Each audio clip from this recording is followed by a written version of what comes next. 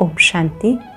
आज 23 अक्टूबर 2022 के अव्यक्त महावाक्य हैं जिनकी ओरिजिनल डेट है 13 अक्टूबर 1992। आज दीपावली के पावन पर्व की आप सबको हार्दिक बधाइयाँ, मंगल कामनाएं। दीप जलाने के साथ साथ ये याद रखेंगे, मुझे अपने मन में शांति का दिया जलाना है, प्यार का दिया जलाना है, खुशी का दिया जलाना है। कोई कैसा भी है उसको स्वीकार करते हुए शुभ भावनाएं, शुभकामनाएं देने का दिया जलाना है। दीपावली पर अपने मन में कोने कोने की हम सफाई करेंगे। याद रखेंगे इस मन में सदा सबके लिए कल्याण का दीप जले, सुख का दीप जले, आनंद का दीप जले। आज के अव्यक्त महावाक्यों में बाबा बहुत स्पेशल बात हमें समझा रहे हैं कि जो पढ़ाई आप पढ़ रहे हो, इस ज्ञान योग को अपनी नेचुरल नेचर बनाओ। बाबा सत्य शिक्षक है तो अपने सब गॉडली स्टूडेंट को देख रहे थे। क्या देखा? सभी बच्चे पढ़ाई पढ़ते हैं, एक ही समय एक साथ एक ही शिक्षक से पढ़ाई पढ़ते हैं, फिर भी नंबरवार क्यों हैं? ये जो पढ़ाई है इसको सिर्फ सुनना नहीं, लेकिन ज्ञान योग को अपने स्वरूप में लाना है। लक्ष्य और लक्षण को समान करना है। चारों ही सब्जेक्ट ज्ञान, योग, धारणा और सेवा, इनका आपस में लिंक है। सबसे पहले ज्ञान स्वरूप बनो। सत्य ज्ञान क्या है कि मैं कौन सी आत्मा हूँ, मैं श्रेष्ठ आत्मा हूँ। हर समय मुझे श्रेष्ठ पार्ट बजाना है। जब ज्ञान समझ में आता है तो ज्ञानी तो आत्मा, योगी तो आत्मा स्वतः ही बन जाती है। और योग कोई आप 2-4 घंटे के योगी नहीं, आप योगी जीवन वाले हो। और जिनका जीवन योग युक्त होता है उनकी धारणाएं स्वतः ही मजबूत हो जाती हैं। ऐसी धारणा मूर्त आत्मा के जीवन से स्वतः ही सेवा होती है। वो दाता बनकर सेवा करती रहती हैं। बहुत गुह्य बात बाबा आज सिखा रहे हैं कि इस पढ़ाई का सार है कि ज्ञान योग को अपने नेचुरल नेचर बनाओ। साथ साथ बाबा ने बहुत गुह्य बात कही कि सदा खुशहाल कौन रह सकता है? जो सदा खुश रहता है वही खुशहाल है, खुश नसीब है। याद करो मेरा भाग्य कितना श्रेष्ठ है। अपने भाग्य के गीत गाते रहो। आपके चलन और चेहरे से वो खुशी की झलक और फलक नज़र आनी चाहिए। कुछ भी हो जाए आपकी खुशी कभी ना जाए। बाबा ने बात की माताओं से कि कोई परीक्षा आ जाए कि आप तब भी खुशहाल रहेंगे। आपका अगर पेपर हो जाए, मोह का पेपर सबसे कड़ा पेपर है, क्या आप संपूर्ण नष्ट मोहा बने हो? सुनते हैं बाबा के मधुर बोल। मुरली का सार है, नंबर 1 बनना है तो ज्ञान योग को स्वरूप में लाओ। नंबर 1 बनना है तो ज्ञान योग को स्वरूप में लाओ।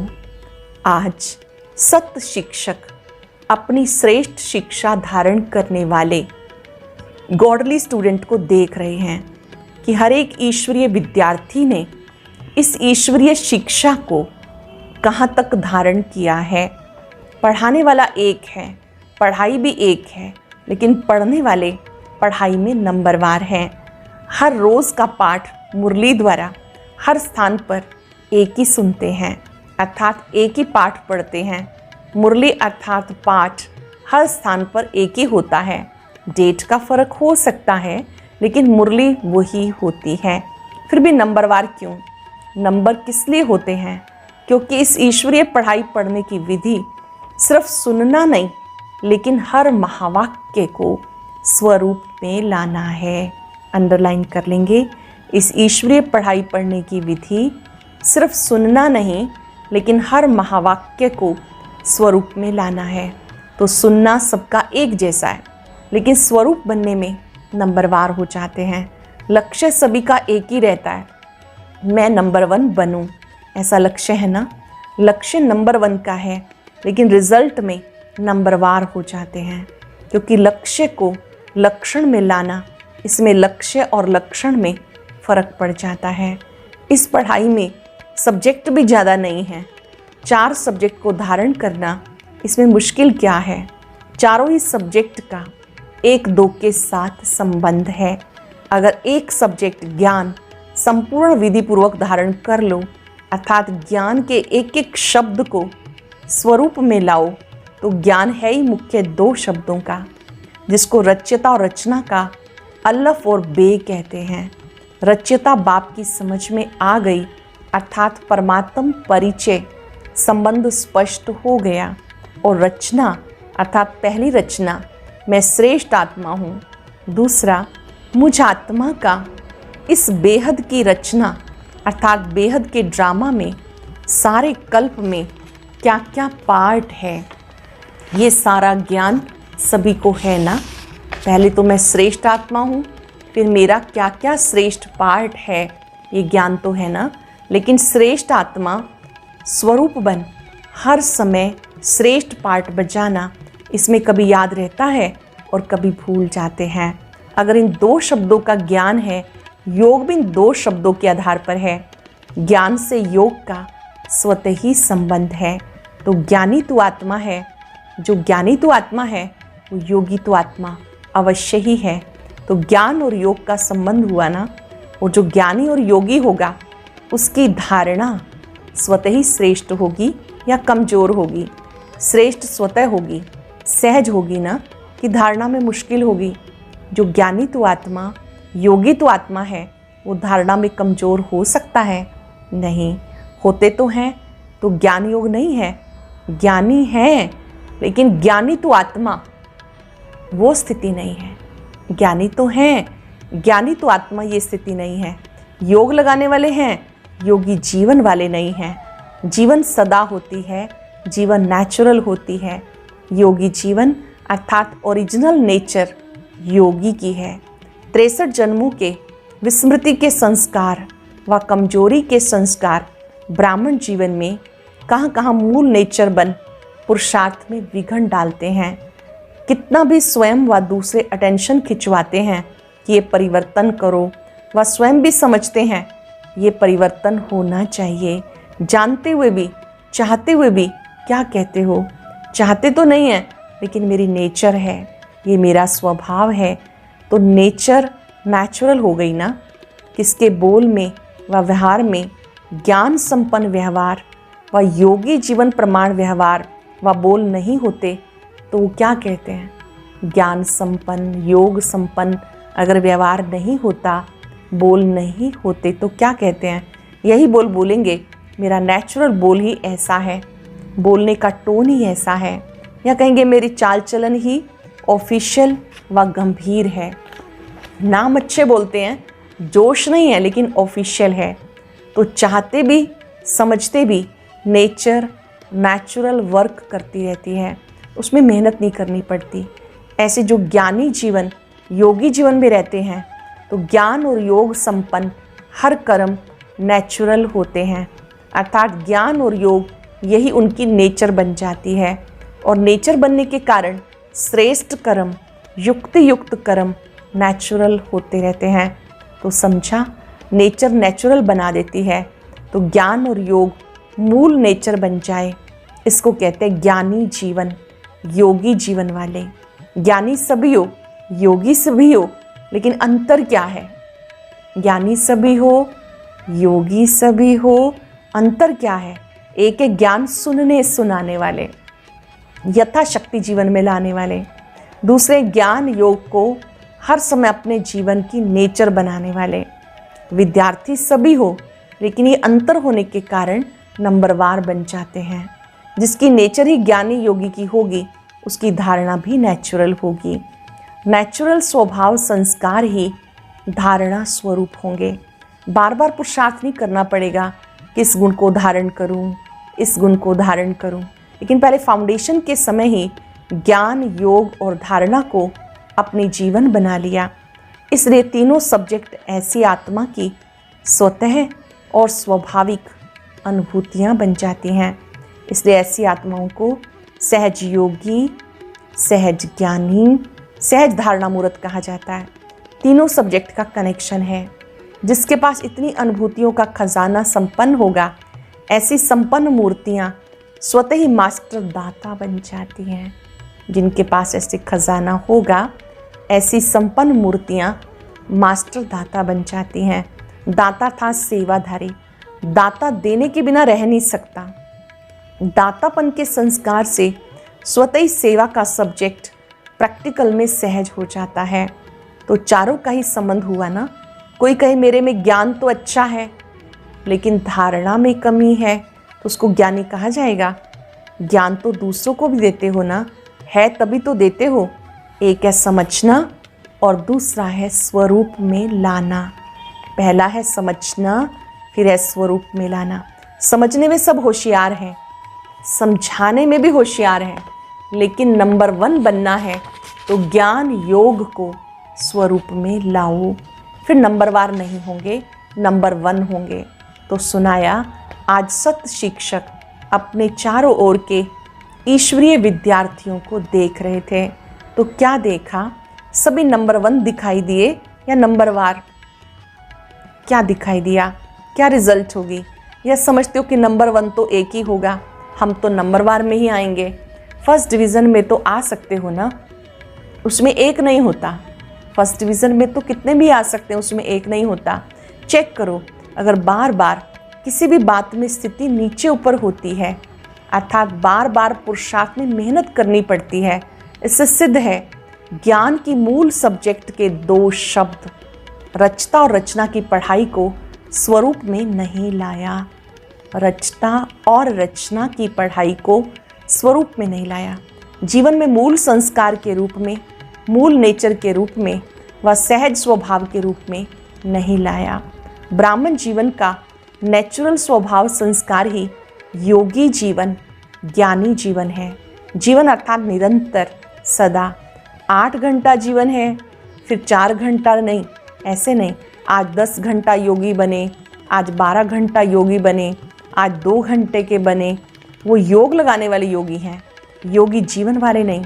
विशेष संगठित रूप में इसलिए बैठते हो कि सर्व के योग की शक्ति से वायुमंडल द्वारा कमज़ोर पुरुषार्थियों को और विश्व की सर्वात्माओं को योग शक्ति द्वारा हम परिवर्तन करें। इसलिए ये भी आवश्यक है। लेकिन इसलिए योग में नहीं बैठते हो कि अपना ही टूटा हुआ योग लगाते रहो। संगठित शक्ति ये भी सेवा के निमित्त है, लेकिन योग बट्टी इसलिए नहीं रखते हो कि मेरा कनेक्शन फिर से जुट जाए। अगर कमज़ोर हो तो इसलिए बैठते हो, और योगी तो आत्मा हो तो मास्टर सर्वशक्तिवान बन, मास्टर विश्व कल्याणकारी बन, सबको सहयोग देने की सेवा करते हो। संगठित रूप में जब बैठते हो, मास्टर सर्वशक्तिवान की स्थिति में, विश्व कल्याणकारी स्थिति में स्थित बन, सबको सहयोग देने की सेवा करते हो। तो पढ़ाई अर्थात स्वरूप बनना। अच्छा, आज दीपावली मनाने आए हैं, आज दीपावली मनाने आए हैं। मनाने का अर्थ क्या है? दीपावली में क्या करते हो? दीप जलाते हो। आजकल तो लाइट जलाते हैं। लाइट पर कौन आते हैं? परवाने।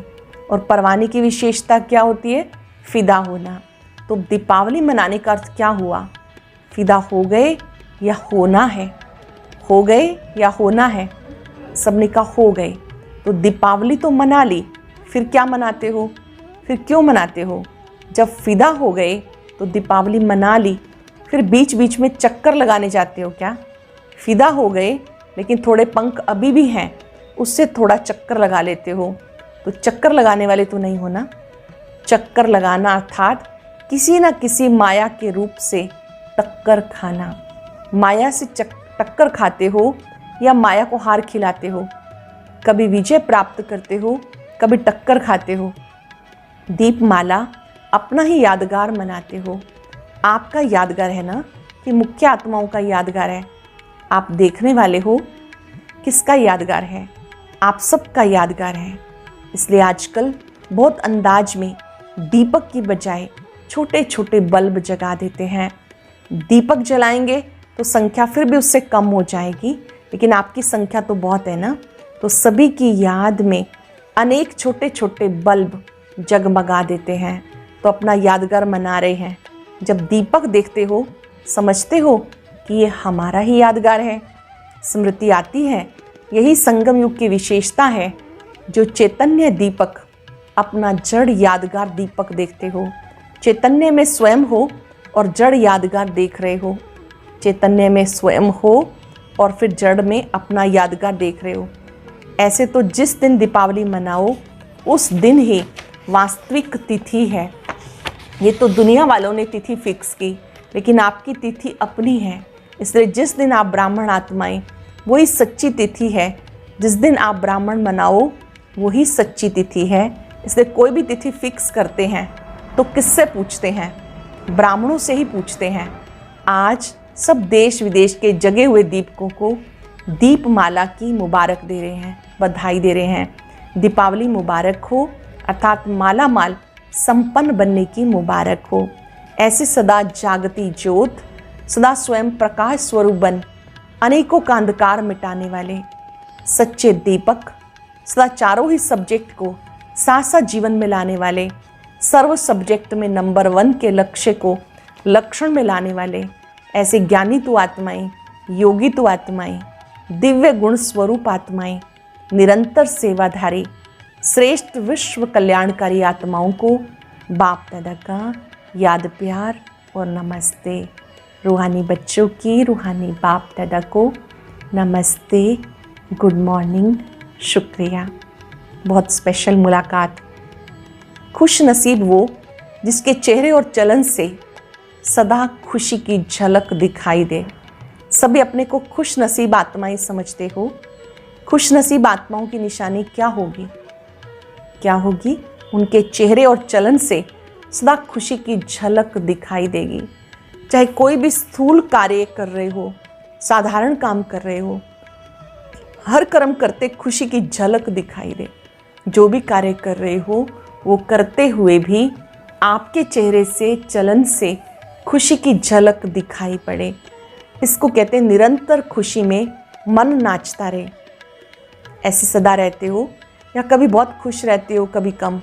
खुशी का खजाना अपना खजाना हो गया तो अपना खजाना सदा साथ रहेगा ना, या कभी कभी रहेगा?